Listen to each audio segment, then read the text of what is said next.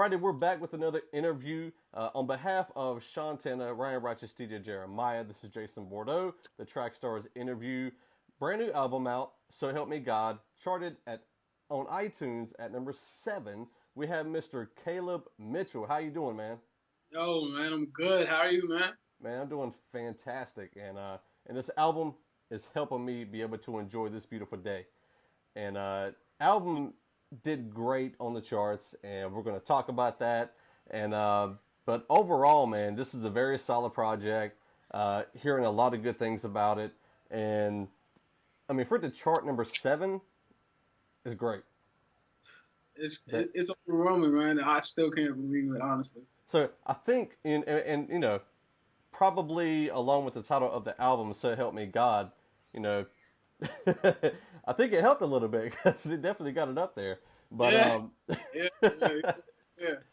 For sure, man. So anyway, man. So you know, what's been happening behind the scenes since your last project, and what's kind of led you up into doing this particular project, and you know, kind of talk about that transition time a little bit. Yeah, most definitely. So, since my last project that came out called 45, just put that out on SoundCloud and all the rest of that.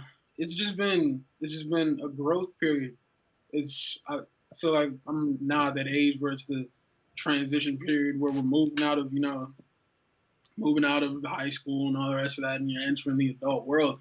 And so help me God, honestly, I wasn't planning on doing another project for a while because I had no idea what I was going to write about next. And I literally, my manager can attest to this, Erin Knight, she can attest to this.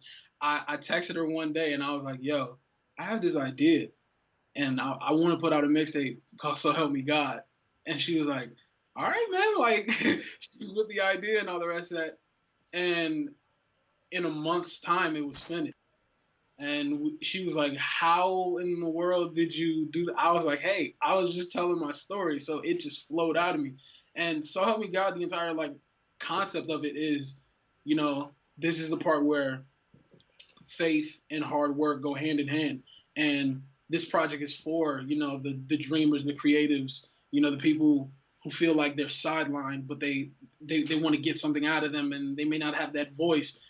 So this is for them. This is for them. And it's because I was in that place. Like, I was a shy, quiet kid, you know, just in the back of the class. Like, you hear it on the album, I was in the back of the class writing. Like, those are real things. Just writing a notebook full of... Actually, crazy thing. I found the notebook from 2011. I found the notebook from 2011, and I looked through it, and it almost brought tears to my eyes. Like, these are things that I've been planning on doing. Like, the stuff that's going on now, I've been planning on doing since I was in 6th grade. Like, it's just crazy. It's amazing what God has been doing, man. That's pretty much what's been going on. Dude, that's awesome, man. That's awesome. Now, I'm glad you pointed out when faith and works come together. I think one of the big questions that everybody has when they saw the album, I posted up on the Trackstarz Universe page that I was going to be interviewing you if anybody had any questions, and one of them was about the explicit logo on it. Yeah. So, and I think, you know, obviously Christian hip hop, I don't know if you consider this Christian hip hop or not, I do, but in general, Christians, people of faith who do rap music, there's a lot of controversy right now around explicitness and stuff like that. So if you could just address that, just to make it clear with folks, because to me the album is good, it's clean. I can play it around my girls who are 4 and 6. So I mean, you know, could you just explain that a little bit and just kind of go into why you didn't hold back on anything? Yeah, most definitely. So that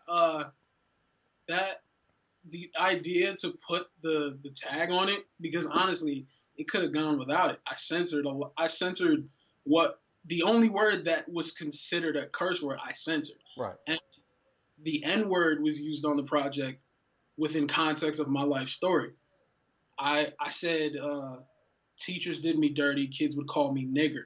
And like that was real. That was real. I was 6th grade, middle school, all the rest of that happened to me. Like, I got called that, and I was just like, man, if I'm going to tell the story, I'm going to tell the whole story. I'm not going to sugarcoat it. Right. And I don't believe that what we did on this project was wrong or anything like that. We have to put the explicit tag on it because of that word. But for anyone who has like questions and all the rest of that, I feel like the way it looks is actually worse than what you hear. And me and Kevin Hackett, we were like, Kevin Hackett, who designed the cover. I was like, we need that tag on it because I want to be able to talk about this. I want to be able to go into people's like perceptions and how they perceive things about, just the way stuff looks. It looks like it looks dark, almost the cover, even with the skull and the cross and all the rest of that. I wanted to be able to have a dialogue and go, all right, this is why we did X, Y, Z. I mean, yeah. So honestly, we could have done without it, but I wanted not to stir up controversy or anything, but I wanted to start conversation. Right. Gotcha. Yeah. Well, I mean, Seven's album Purple Heart, I don't know how much more, quote, Christian you can get, but every song out there was titled with an explicit logo. Exactly. And nobody questions that album, you know what I'm saying? Exactly. And, I think with me, people just always have a bone to pick with me, man. It's one thing or another, man. It's all good though. why do you think it is? I don't know. I feel like I don't know. I always get a lot of weird comments because I guess it's because I'm very sarcastic on the internet and stuff, and people think I'm cocky. So I mean, it's just all in good fun. People who know me know I'm not some big headed guy. I just like having fun with people and stuff. But I don't know. I guess I have this reputation of being a bad guy. But hey, man, it is what it is. Gotcha, man. Gotcha. Yeah, it's I think people take people differently. Yeah, and especially when they see a little snippet of a person's personality, it's really hard to know the person from that. Yeah, it is. So I definitely feel you on that. And so now you were talking about whenever you would talk to your manager about doing a project called "So Help Me God." Did you? I mean, so was that the concept of this is just going to be kind of a life story? And "So Help Me God," was that just kind of like the feel? Is that like a feeling that you have all the time, or where did the title for the album or the mixtape come from? Yeah, honestly, the phrase "So help me God" is pretty much where I am mentally in life right now. Like if you research the phrase "So help me God," it's used in the courtroom. It's used to emphasize a statement, and I was just like, I have to play with this phrase. I have to do something with this phrase because I feel like a lot of people are where I am. Like a lot of people are hungry. They're ready to bring their ideas to life. And I just sat down one day when I was just trying to think about, where I'm going to go conceptually with the project. And I said, all right, so help me God, I will make my dreams a reality. And that was pretty much the entire thing. Like I kind of wanted to have a super long title, but then I was like, all right, let's just shorten it down. So help me God. And that's it. And it's just, yeah, like I said, it's the mission statement of where I am right now in my life and my daily thought process. And yeah, that's pretty much where that came from. Cool deal, man. And so another question on one of the tracks, you mentioned about not needing a sign or not needing to be signed.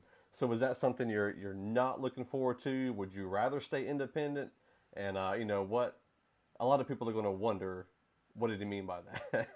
Have you been approached by anybody? I mean, yeah, we've definitely been approached by a few people, but it's just when I say those kinds of things, I'm saying that for the younger me, if this makes any sense. Right. Because when I was younger, I used to think, I think a lot of people, when they come into music and when they start doing music, they think that, your number one goal has to be, you have to sign to a record label. That's the only way anything is going to happen. And that's wrong. That's wrong. And we've seen it being proved multiple times. The perfect example, Chance the Rapper. Mm-hmm.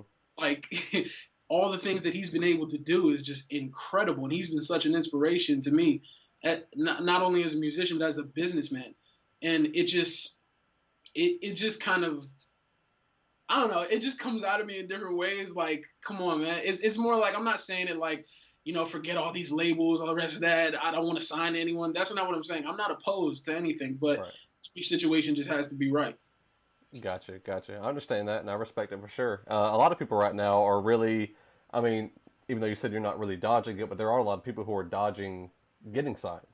Yeah, it took Social Club to get to a point where they just couldn't handle it anymore.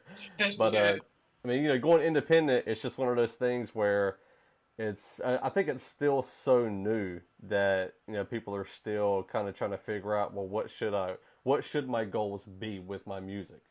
Yeah, yeah. And so speaking of goals, who would you say this album is actually for? Like when you wrote it, did you have like a target audience in mind?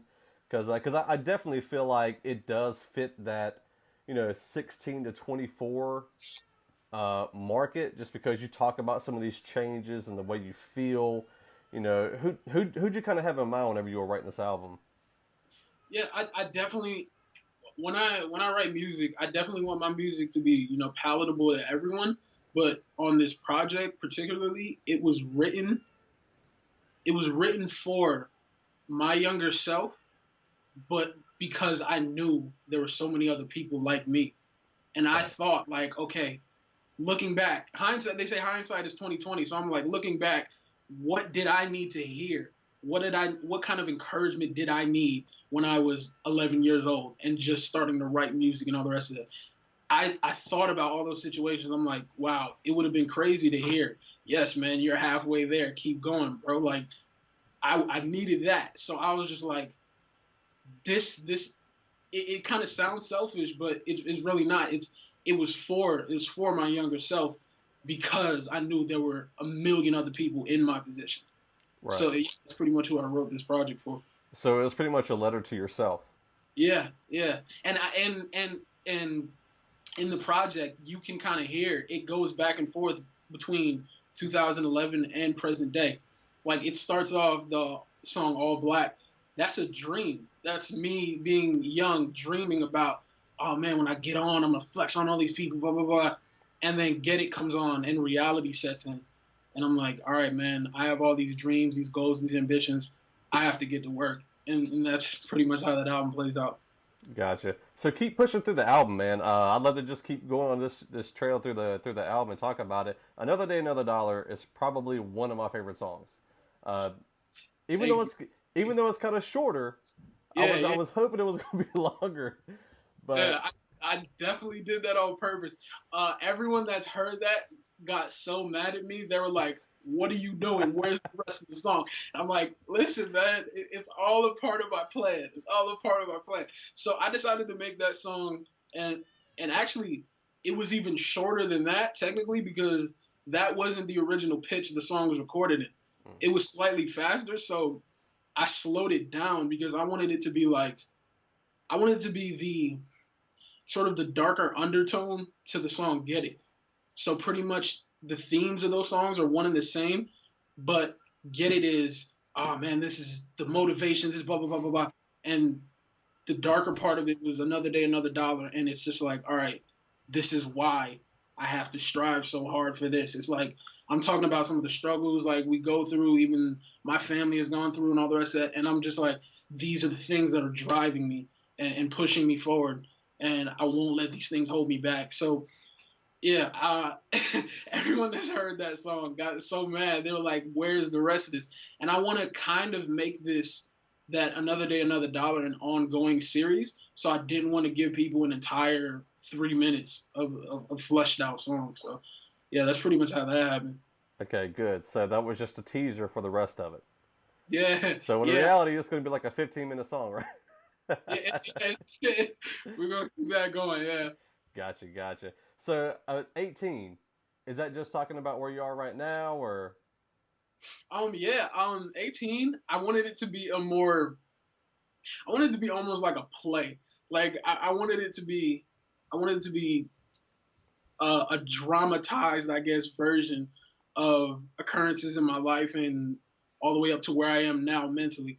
It it starts off, 10 years in, and I'm trying to little bro me, like kind of cocky, kind of a little bit, big-headed, but that was done intentionally. I wasn't trying to, say I'm X, Y, and Z. Like, right. I started off in that point to take you all the way up to, all right, it's back to the overarching theme of So Help Me God in the last verse, but it's almost like showing the most vulnerable part. Like, we all think about, like, man, what if this doesn't happen? Everyone has doubts. Everyone second guesses themselves. And I wanted to even I kind of recorded it with my voice kind of cracking to just show like the vulnerability, like the imperfection, all the rest of that, all the things that we all have, and just tell this story of like where I am. And that song, Kyle, my man Kyle Stenberger, who produced that, he he could not have come at a more perfect time. He sent me this email and he was like, "Hey man, I have this beat, blah blah blah." I had no idea who he was. He just sent me this email with this beat, and I was like, "Whoa, I have to tell a story on this." And from there, we just been working ever since, man. Kyle, shout out to Kyle, man. He's crazy. Awesome, man. Awesome. And now the interlude, is that just you playing? Nah, that's my man Dylan Graham. Okay. Dylan Graham. Okay. He's a beast. I was like, bro, do you have something soulful and then with a live guitar on it? I've been wanting live guitar on a record for so long. He was like, oh yeah, my bro, he plays live guitar. He sent me this, and I just was floored. So yeah, me and my dad actually were just talking about this in the car. He was like, so is it just an instrumental? And I'm like, no, you have to listen closely. I'm actually saying I have lines in that song that are just were meant to encourage and kind of inspire. And I wanted to make it a part of the instrumental without like people knowing, almost like a social experiment to see how people would react to it. I'm saying on this little verse I wrote, it's like I'm gonna do everything I said that I would do. So help me God. And I'm gonna move mountains they said I'd never move. So help me God. And I'm just like singing all throughout the song, but you have to pay close attention to it. And I just love the feeling that that entire instrumental gave me. So I just was like, I don't want to take away from that feeling with, my vocals. So I just wanted to hide them in the background and just give people kind of like a soundtrack and just the feeling good and just motivating and just encouraging and inspiring.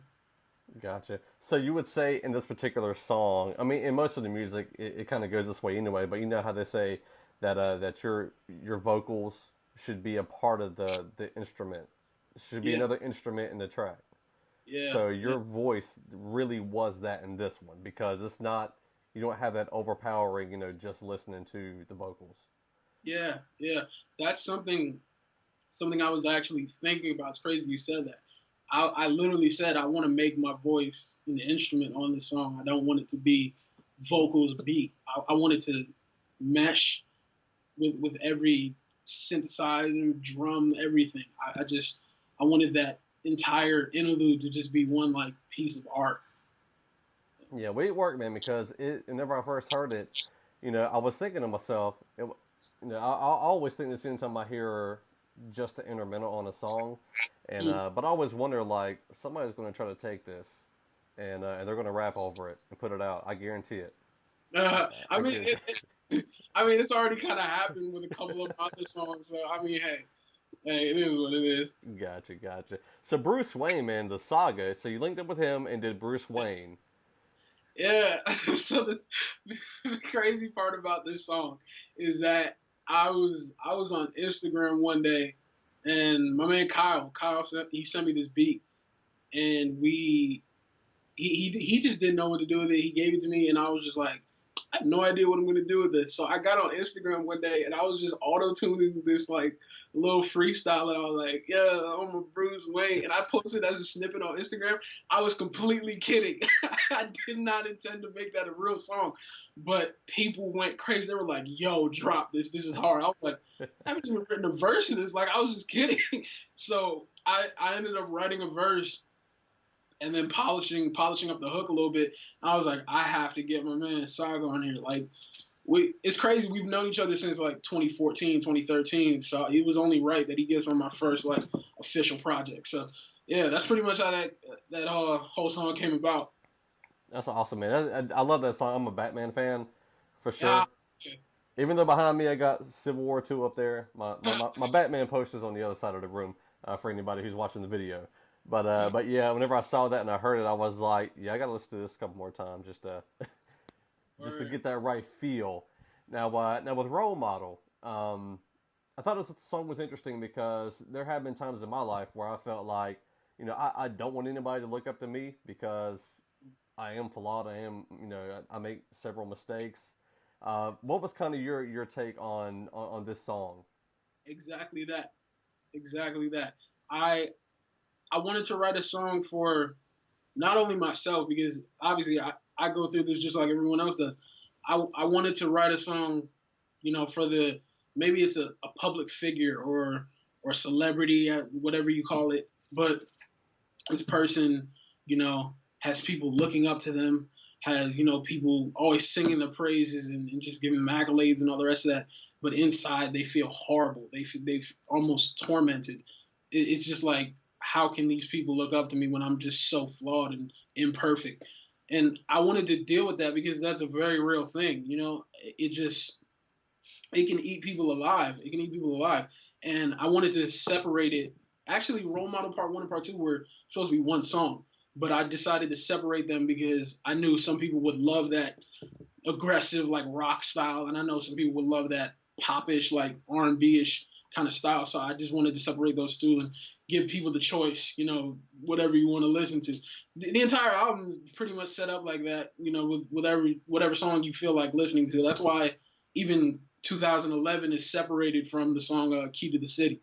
So I just, I wanted to give people options. But back to the concept, yeah, that's exactly what I wanted to talk about on that song. And I feel like it was needed, and I wanted it. I wanted the first half to sound very aggressive, in your face, and then the second half to be like, all right, I took a breather. Now let me explain why I really feel like that.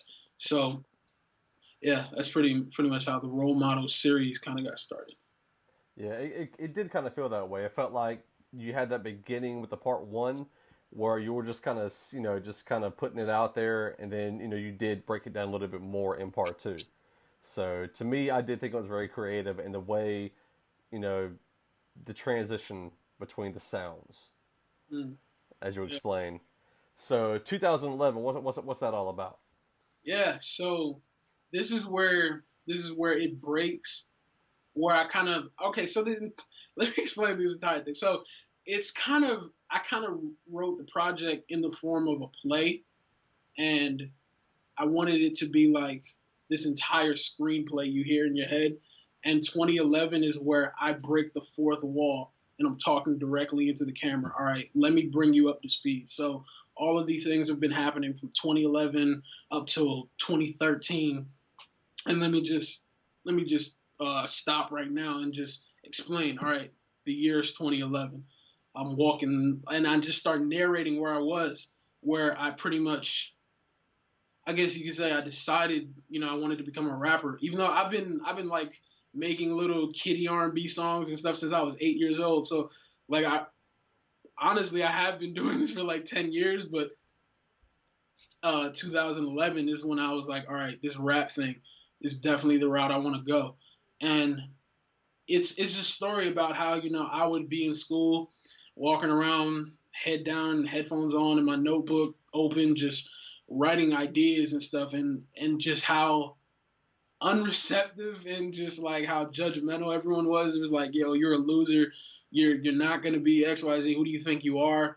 I just be in my own little world, and I just didn't understand why people didn't see that I just wanted to make my dreams a reality. It was like, if I wasn't a part of this little in crowd or this little clique of people who were popular and all the rest of that type of stuff, if I wasn't a part of them, I was like this outcast, this nobody, this bench warmer. And that's exactly where the concept for bench warmers started. It starts, everything pretty much starts in the year 2011. Like, it it was a year where I decided that I'm gonna go full throttle with this thing. So yeah, that's how that track came about. And I didn't wanna write a song called 2011. I really wanted to speak, almost like a kind of a spoken word kind of track where I'm just giving you my life. And yeah, that's pretty much how that happened. Cool. So 2011, you'd say that's been the biggest year for you. Uh, yeah, I feel like that was the most important year up to this point, where without that year and without, being pushed to the side and becoming outcast and all the rest of that, I don't think any of this would have been possible. Like without this notebook, without that Spanish class, like I don't think any of this would have happened. I took a lot of fuel from that. At first, obviously it hurt. People turn on you, think you're crazy. Like you're telling people you want to become a rapper, and they go, "Oh man, do you know how many people actually make it?" And it's just super discouraging, the type of stuff. And I used to let it get to me. Like I used to come home crying myself to sleep and all the rest of that type of stuff. And my mom one day was like, "You can either sit here and let what these people said about you eat you up, or you can use it to fuel your fire." And I just decided I'm not gonna let anybody stop me. I mean, hey, you got this far, like, hey, guess I'm doing something right. Something right, man. Yeah, man, for sure. Now the next track is probably my second favorite track, "Key to the City." It just has, I don't know, it's very hip hop to me, and I loved it, and I listened to it, and I think whenever I went back through the album, like whenever I listened to it the first time, I jumped straight to that one on the Yeah, second go round gosh. and cycled through it, starting with that track, just because it was one of my favorites. And this is one of the tracks where you had to bleep a word. Yeah, Yeah, and yeah, yeah. My man Toppy. He he sent me the verse back, and I love the verse. And I was like, oh man, what are we gonna do about this? Because I definitely want. See, the thing is, I don't like stifling what people give me. I want people to be able to express, their feelings and give their reality on a record with me. And I was just like, I sent it back to him with the beep, little beep in it, and he was like, "Yo, this goes harder than the original." I was like, "All right, man, cool. Hey, cool. I love the way it popped out there, bro. Hey, man, thank you, bro. Let's go." So, yeah, just a little bit about this song. This song is so all right. So it's kind of like the first outro, if this makes any sense. I wanted to have uh, Key to the City and Halfway There right next to each other because they're actually in the same key, and it goes from Key to the City right into the opening chords of Halfway There. And I wanted it to be like, all right, I want to set this up to where it ends where you want it to end, if this makes any sense. I wanted people who need that going out with a bang. Like I wanted them to have Key to the City, like a song like, man, I'm ready to go. Like I have all this ambition inside of me, man. Let's go. I need this Key to the City. Like I wanted them to have that, and then I wanted the people, who might need that more gentle, like encouragement and just I guess we call it like just inspiration. That Halfway There song is for those people. So it's almost like a take what you need kind of thing. That's exactly why I put those two at the end, and I think it worked out well. I think it worked out well the way those two transitioned into each other. But yeah, Key to the City is just it's really about finding confidence in yourself despite what people may say about you or what you might even think about yourself or allow yourself to think about yourself. I wanted people to have that kind of like, all right, man, dust yourself off, let's go. right, Yeah, that's how that happened. right. So, and I just want to address because you were talking about earlier in your life that you did have people telling you couldn't do it, Yeah, and obviously that happens to a lot of people, a lot of us. Whenever we really want to do something, we're told we can't do it, and then you have to kind of have that drive and that motivation. And I just want to clarify, it didn't feel to me at all like it was like a cocky attitude, but it was a confident attitude. Like I'll be able to do this no matter what anybody else says. yeah, that's exactly what I wanted to get across. I didn't want it to be arrogant or cocky because that's not who I am. I just wanted. I feel like that just confidence is just very important. It's just if you're walking into a room, their head held down and all the rest of that, people are gonna try to talk to you any kind of way. But if you stand up, your shoulders back, like eyes facing forward. It's just something about that. It does something for you, and it just lifts your spirits. So I feel like just having confidence in yourself is just very important. Gotcha. Yeah, I completely agree. And I think that's another reason why I liked the song is because it's funny because for myself personally, I'm probably my own worst critic. And so I need that kind of track to kind of keep me motivated and remind me that I can do this. And so yeah, that's awesome. And yeah, halfway there, man.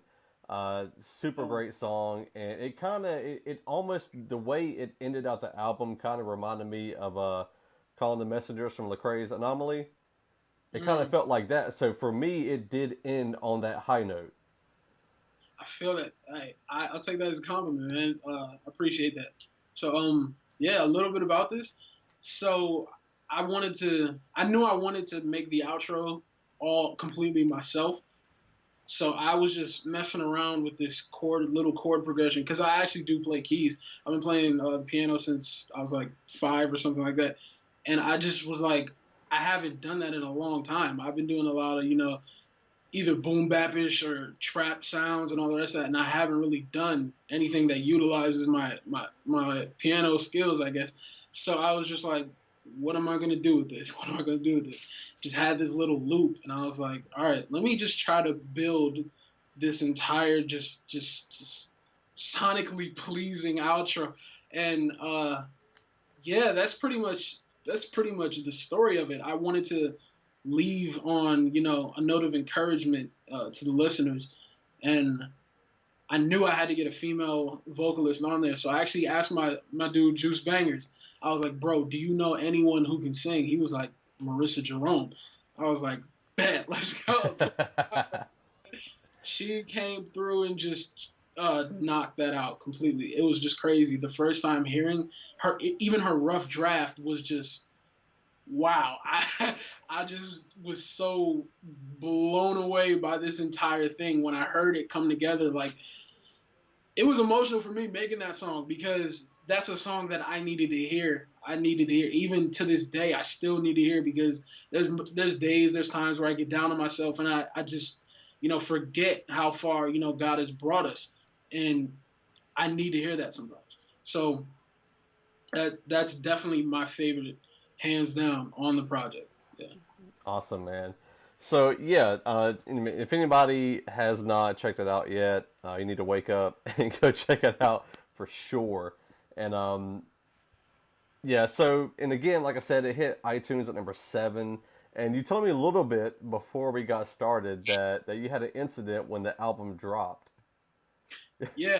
So hey, I'm not one to be to like, I'm chasing after ghosts and looking for demons and all that. I truly feel like the devil was trying to stop me yesterday, man.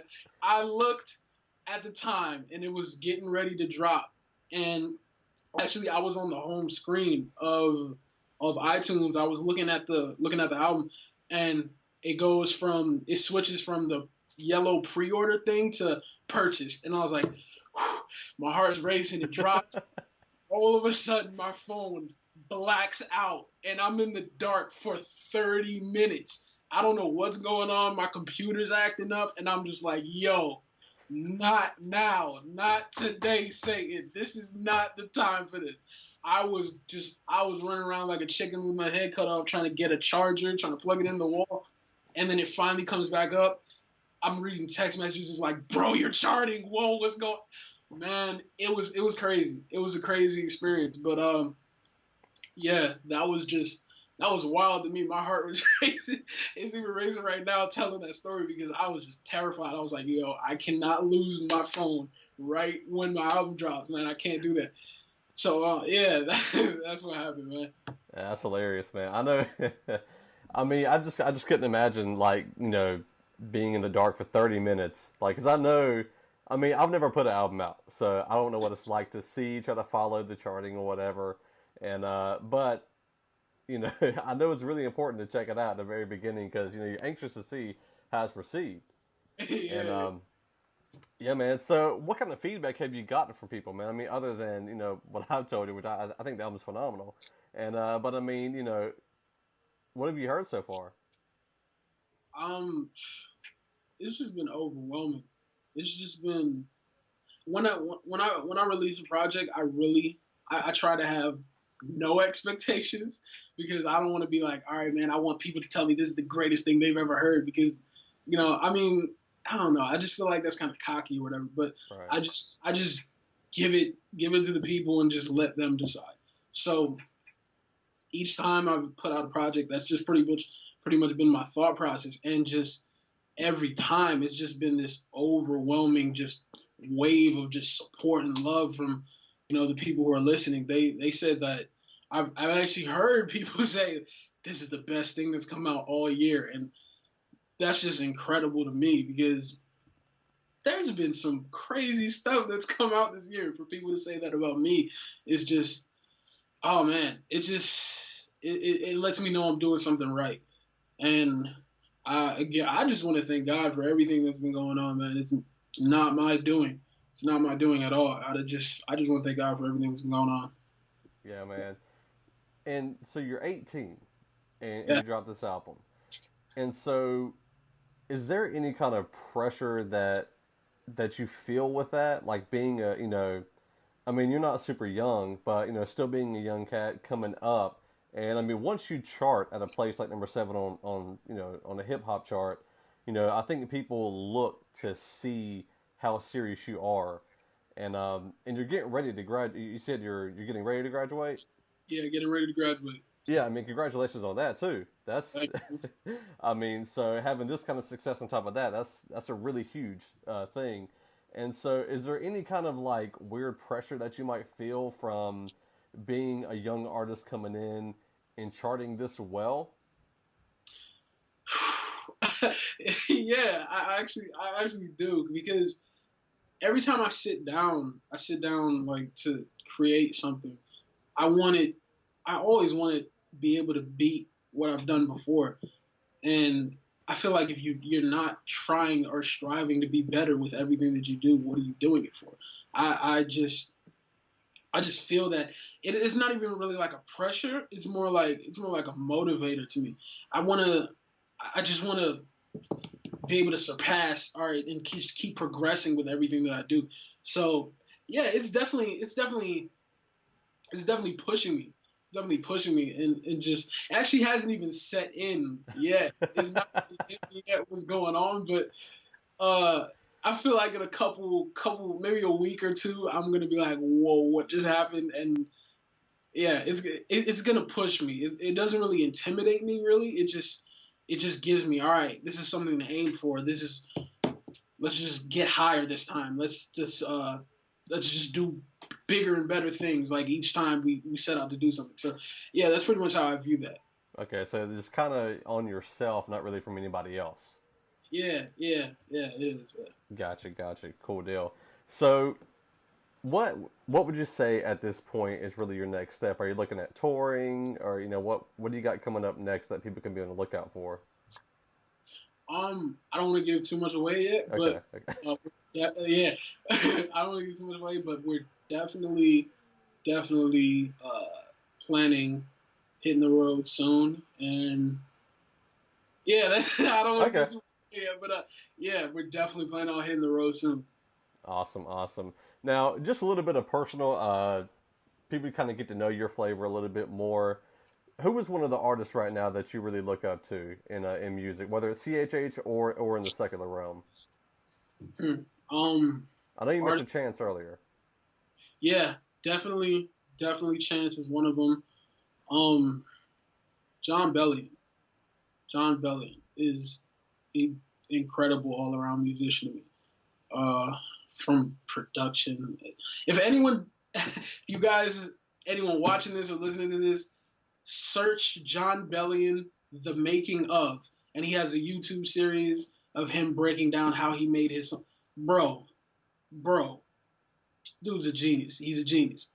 Yeah. So John Bellion is someone I definitely look up to. I've been a fan of for a while. My man Adrian Stresso put me on him a couple years back, and just ever since, it's just been incredible watching his progression. Yeah, he's definitely one of the top dudes right now to me. Gotcha, cool deal. Now, you were speaking of, you do a lot of things. So you sing, you do keys, you do music, you produce, you rap. What is the like?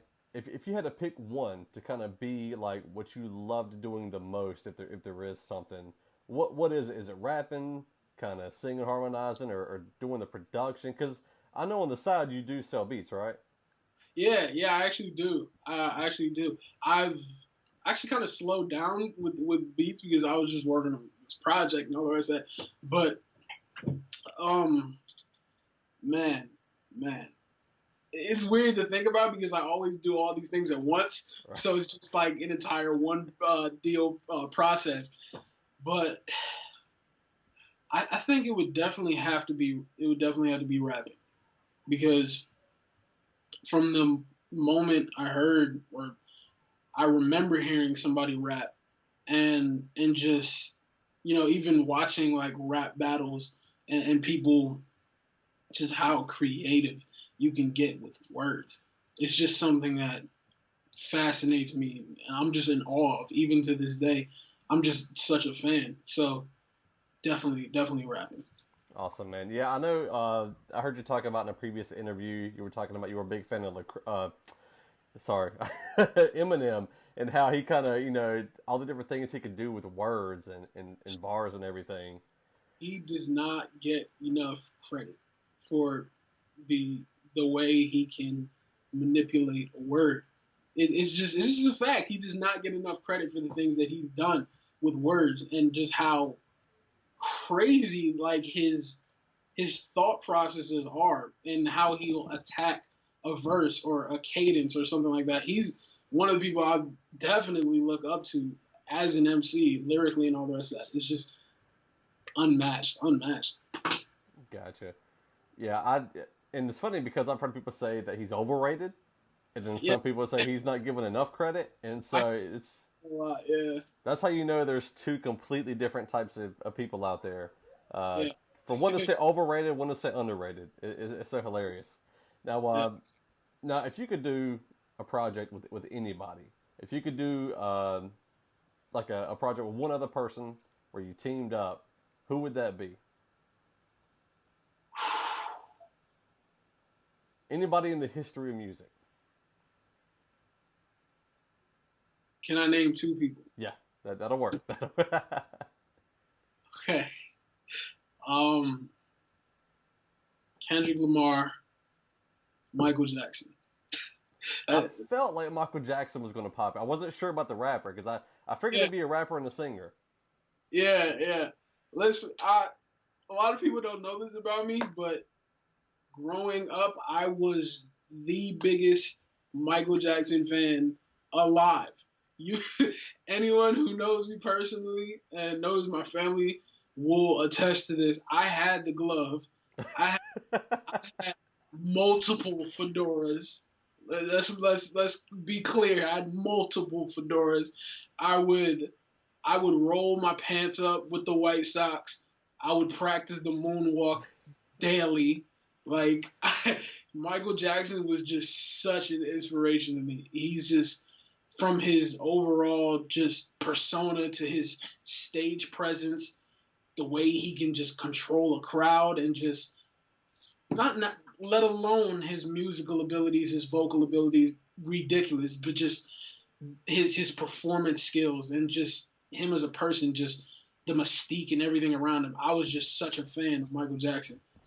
Now, if you Yeah. could sample one song of his, what would it Oh, be? oh my God. Ah, if I could say one I'm Michael talking to the Jackson. producer in you now, man. Oh man, oh man. It would either be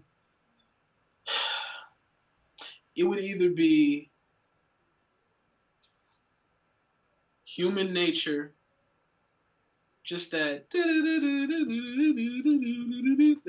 oh man, that was crazy the first time I heard that. But either Human Nature or this song he has called Butterflies. Just the swing of the drum of that. Oh my gosh. It was just incredible. I heard that, I think it was off the Invincible album, and I heard that and it just stood out to me. It was crazy. especially just his falsetto towards. Oh man, that dude was the greatest ever, hands down. That's funny, man. I'll be honest. I thought you were going to head with Dirty Diana.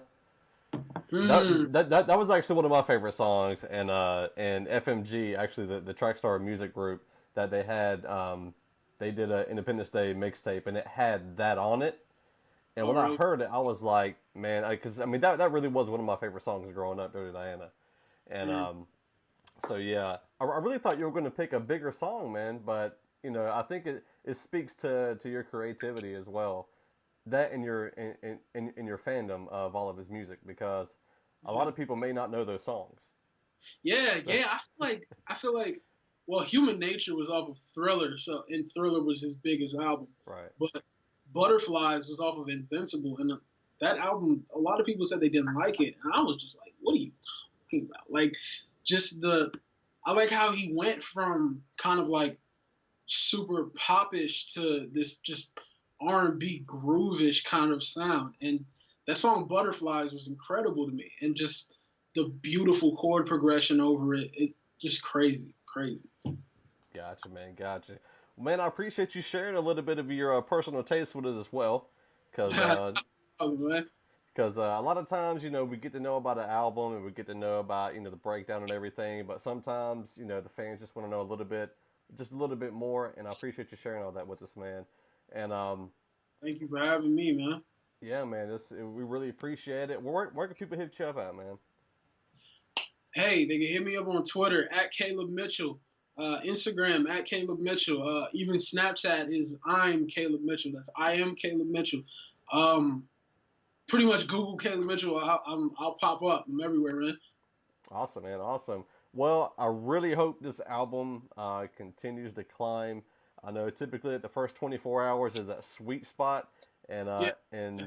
I'll be honest, man. I'd be afraid for it to go any higher because then it'd put more pressure on you to step it up more next time. Yeah, man, we got hit number one next time, man.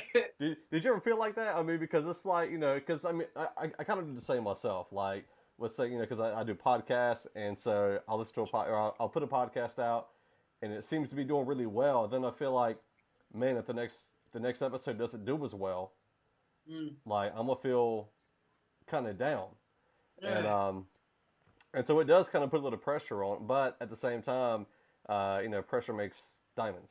So that's it's crazy you say that. I love that phrase. Pressure makes diamonds. I think about that all the time, and it's just like I feel like I've always done better when there was pressure on me. Uh, I feel like as far as following up something that you've done before. Back to again what I was saying about motivation. Others, I definitely feel like there's that you're thinking about that you want to do better, but I always just view things as this is this, and I'm not thinking about what I've done before and all the rest of that. Let's just treat this as its own entity, and whatever this does, hey, I'm gonna be happy with it. Up to this point, it's worked to where it's always beat what I've done before, and I'm grateful for that. But yeah, that's if it had gone number one, I definitely feel a little scared. Feel like, oh man, I don't know how I'm gonna top this, but yeah, man, I feel like things are working themselves out. yeah, man, awesome, man. Well, again, we appreciate you taking the time to talk about the album with us, and I pray it continues to do well and well received, and that it and people can connect with it, because I know that's one of the most important things, man. So anyway, again, this is Kaleb Mitchell. You were in the field with the Trackstarz on behalf of SEANTANA, Ryan Righteous, DJ Jeremiah. This is Jason Bordeaux. Lego.